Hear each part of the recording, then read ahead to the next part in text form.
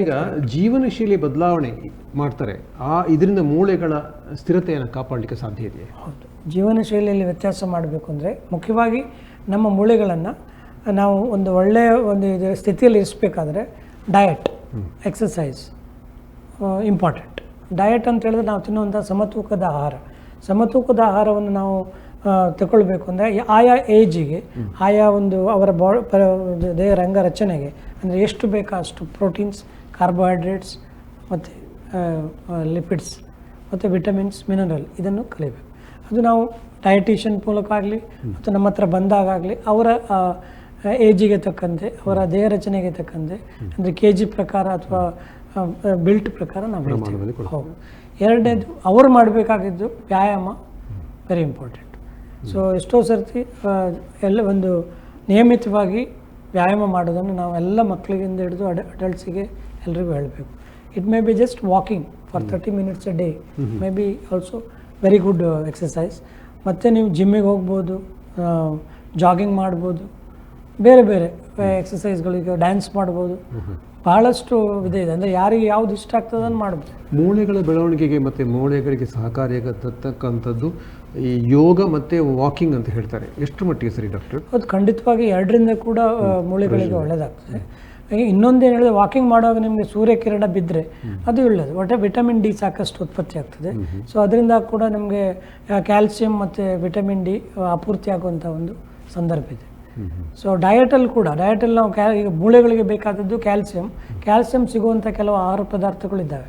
Like ರಾಗಿ ಆಗಲಿ, ಹಾಲಿನಲ್ಲಿ ಇರ್ತದೆ ಸಾಕಷ್ಟು. ಅದು ಕೆಲವು ಸರ್ತಿ ಹಾಲು ಎಲ್ರಿಗೂ ತಗೊಳ್ಳಿಕ್ಕೆ ಆಗೋದಿಲ್ಲ, ಯಾಕಂದರೆ ಏಜ್ ಆದಮೇಲೆ ಕೊಲೆಸ್ಟ್ರಾಲ್ ಜಾಸ್ತಿ ಆಗಿದೆ, ಹಾಲಿನ ಉತ್ಪನ್ನ ಕಡಿಮೆ ಮಾಡಿತ್ತು, ಅಥವಾ ಶುಗರ್ ಇದ್ದವರಿಗೆ ಹಾಲು ಜಾಸ್ತಿ ತೊಗೊಳ್ಬೇಡಿ ಅಂತ ಹೇಳ್ತೀವಿ.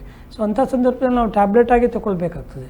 ಎಷ್ಟೋ ಜನ ಅದಕ್ಕಾಗಿ ಏಕೆ ನಾನು ತೊಗೊಳ್ಬೇಕು, ನನ್ನ ಫುಡ್ಡಲ್ಲಿ ಸಾಕಷ್ಟು ಇರ್ತದೆ ಅಂತ ತಿಳ್ಕೊಳ್ತಾರೆ. ಬಟ್ ಅವರಿಗೆ ರಿಸ್ಟ್ರಿಕ್ಷನ್ಸ್ ಇರ್ತದೆ. ಆ್ಯಸ್ ದ ಏಜ್ ಅಡ್ವಾನ್ಸಸ್ ನಾವು ಅದು ತೊಗೊಳ್ಬೇಡಿ ಇದು ತೊಗೊಳ್ಬೇಡಿ ಅಂತ ಹೇಳೋದ್ರಿಂದ ಕೆಲವೊಮ್ಮೆ ಕ್ಯಾಲ್ಸಿಯಂ ಟ್ಯಾಬ್ಲೆಟ್ ಹಾಕಿ ಕೊಡಬೇಕಾದ ಸಂದರ್ಭಗಳು ಇದ್ದಾವೆ. ನೀವು ಹೇಳೋದು ನಮಗೆ ಕ್ಯಾಲ್ಸಿಯಂ ಬೇಕು, ಪ್ರೋಟೀನ್ ಬೇಕು ನಮ್ಮ ದೇಹಕ್ಕೆ, ಇದನ್ನ ಆಹಾರದಲ್ಲೇ ನಾವು ಸರಿ ಮಾಡ್ಕೊಳ್ಬೇಕು. ಸಾಕಷ್ಟು ಮಟ್ಟಿಗೆ ಆಗ್ತದೆ. ಕೆಲವು ಸಂದರ್ಭಗಳಲ್ಲಿ as the age advances we will not be able to give only with that ಅಲ್ವಾ. ಅಂಥ ಸಂದರ್ಭದಲ್ಲಿ ವೈದ್ಯರ ಸಲಹೆ ಪ್ರಕಾರ ಕ್ಯಾಲ್ಸಿಯಂ, ವಿಟಮಿನ್ಸ್ ತಗೋಬೇಕು. ಡಾಕ್ಟರ್, ಈಗ ಫ್ರಾಕ್ಚರ್ ಆಗ್ತದೆ, ಅಪಘಾತದಿಂದ ಫ್ರಾಕ್ಚರ್ ಆಗ್ತದೆ, ಅಥವಾ ನೀವು ಹೇಳಿದ ವಯಸ್ಸಾದಾಗ ಬಿದ್ದಾಗ ಕೂಡ ಫ್ರಾಕ್ಚರ್ ಆಗ್ತದಲ್ವ, ಇದಕ್ಕೆ ಶಸ್ತ್ರಚಿಕಿತ್ಸೆಯೇ ಇದು ಮುಖ್ಯವಾದ ಒಂದು ಚಿಕಿತ್ಸಾ ವಿಧಾನವೇ ಹೇಗೆ?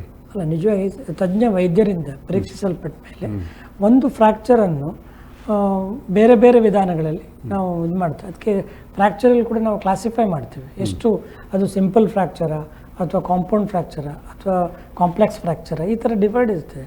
ಅದಕ್ಕಾಗಿ ನಾವು 8, 10, 12 ವರ್ಷ ಕಲ್ತಿರ್ತೇವೆ. ಸೊ ಅದೇ ನಮ್ಮ ಡಿಫ್ರೆನ್ಸ್. ಅದಕ್ಕೆ ಯಾವುದೇ ರೀತಿಯ ಟ್ರೀಟ್ಮೆಂಟ್ ಬೆಸ್ಟ್ ಆಗ್ತದೆ ಅವನು ಆಕ್ಯುಪೇಷನ್ ನೋಡ್ತೇವೆ. ಈ 2 ಕೈಗಳಲ್ಲಿ ಒಂದು ಕೈ ನಮ್ಮದು ಡಾಮಿನೆಂಟ್ ಹ್ಯಾಂಡ್, ಒಂದು ನಾನ್ ಡಾಮಿನೆಂಟ್, ಅಲ್ಲೂ ಕೂಡ ವ್ಯತ್ಯಾಸ ಆಗ್ತದೆ. ಈಗ ಆಪ್ರೇಷನ್ ಅಥವಾ ನಾವು ಬೇರೆ ಟ್ರೀಟ್ಮೆಂಟ್ ಹೇಳುವಾಗ ಪ್ಲಾಸ್ಟರ್ ಹಾಕಿ ಮಾಡೋದು, ನಾವು ಅದೆಲ್ಲ ಕನ್ಸಿಡರ್ ಮಾಡಿ ಟ್ರೀಟ್ಮೆಂಟ್ ಹೇಳೋದು. ಎಲ್ಲದಕ್ಕೂ ಒಂದೇ ಸೂತ್ರ ಇರೋದಿಲ್ಲ, ಖಂಡಿತವಾಗಿ ಇರೋದಿಲ್ಲ. ಸೊ ಅದಕ್ಕಾಗಿ ತಜ್ಞ ವೈದ್ಯರು ನೋಡಿಬಿಟ್ಟು ಅವರ ಏನು ದೇಹಸ್ಥಿತಿ, ಕನ್ಕಾಮಿಟೆಂಟ್ ಮಾರ್ಬಿಡಿಟೀಸ್, ಬೇರೆ ಏನೋ ಕಾಯಿಲೆಗಳು ನೋಡಿ ಅದರ ಜೊತೆಗೆ ಅವ್ರಿಗೆ ಏನು ಬೇಕು, ಅವರಿಗೆ ಅಗತ್ಯ ಇದ್ದದ್ದು ಏನು ಅದನ್ನೆಲ್ಲ ನೋಡಿಬಿಟ್ಟು ಅದಕ್ಕೆ ಸರಿಯಾಗಿ ಪರೀಕ್ಷೆ ಮಾಡಿ. ಈಗ ಸ್ಪಾಂಡಲೈಟಿಸ್ ಅಂತ ಹೇಳ್ತಾರೆ, ಸಾಮಾನ್ಯವಾಗಿ ಹೆಚ್ಚಿನರಿಗೆ ಬರ್ತಾ ಇದೆ ನಮ್ಮಲ್ಲಿ. ಅದಕ್ಕೆ ಜಂಕ್ ಫುಡ್ ಒಂದು ಕಾರಣ ಅಂತ ಹೇಳ್ತಾರೆ. ಇನ್ನೊಂದು ನಮ್ಮ ಮೂಳೆಗಳಲ್ಲಿ ನೋವು ಬರುವಂಥದ್ದು, ಮೂಳೆಗಳಲ್ಲಿ ಗಂಟುಗಳು ನೋವು ಬರ್ತದ್ದು ಇತ್ತೀಚೆಗೆ ಜಾಸ್ತಿ ಪ್ರಮಾಣ. ಇದಕ್ಕೆ ಏನು ಕಾರಣ ಇರ್ಬೋದು? ಈ ಸಪ್ತಾಹದ ಮೂಲಕ ನೀವು ಏನು ಮಾಹಿತಿ ಕೊಡಲಿಕ್ಕೆ ಇಷ್ಟಪಡ್ತೀರಿ? ಅಲ್ಲ ನೋಡಿ, ಈ ಸ್ಪಾಂಡಿಲೋಸಿಸ್ ಅಂತ ಹೇಳಿದ್ರೆ ಇದು ಒಂದು ಸಾಧಾರಣವಾಗಿ ಎಲ್ಲರಿಗೂ ಇರುವಂಥ ಒಂದು ಪ್ರಾಬ್ಲಮ್. ಇದು wear and tear. As we advance, age advances, ನಮ್ಮ ಎಲ್ಲ ದೇಹದ ಅಂಗರಚನೆಗಳಲ್ಲಿ ಕೂಡ ಸ್ವಲ್ಪ ಮಟ್ಟಿನ ಸವೆತ ಇದ್ದೇ ಇದೆ. ಕಶೇರುಕಗಳಲ್ಲಿ ಅಂದರೆ ಈಗ ನೆಕ್ಕಲ್ಲಿ ಮತ್ತು ಬ್ಯಾಕ್ ಬೋನಲ್ಲಿ ಸವೆತ ಬಂದಾಗ ಅದನ್ನು ನಾವು ಸ್ಪಾಂಡಿಲೋಸಿಸ್ ಅಂತ ಹೇಳ್ತೇವೆ. ಓಕೆ. ಸೊ ಅಷ್ಟೇ. ಬಟ್ ಅದಕ್ಕೆ ವಿಶೇಷವಾಗಿ ಸ್ಪಾಂಡಿಲೋಸಿಸ್ಗೆ ಅಂದರೆ ಸೇಮ್ ಏನೆಲ್ಲ ನಾನು ಇಲ್ಲಿ ತವರೆಗೆ ಹೇಳಿದ್ದೇವೆ ಅದೇ ಟ್ರೀಟ್ಮೆಂಟ್. ಬಟ್ ಒಮ್ಮೆ ಪರೀಕ್ಷೆ ಮಾಡಿ ಅದಕ್ಕೆ ಬೇರೆ ಏನಾದರೂ ಕಾರಣ ಉಂಟಾ ಅಂತ ಕಂಡುಹಿಡಿದೇ ನಮ್ಮ ಒಂದು ವೈದ್ಯರ ಒಂದು ಇದು. ಮತ್ತು ಇನ್ನೊಂದು ಪ್ರಶ್ನೆ ನೀವು ಹೇಳಿದ್ದು ಬೋನ್ ಪೇನು ಮತ್ತು ಜಾಯಿಂಟ್ ಪೇನ್ ಎಲ್ಲ ಕಾಮನ್.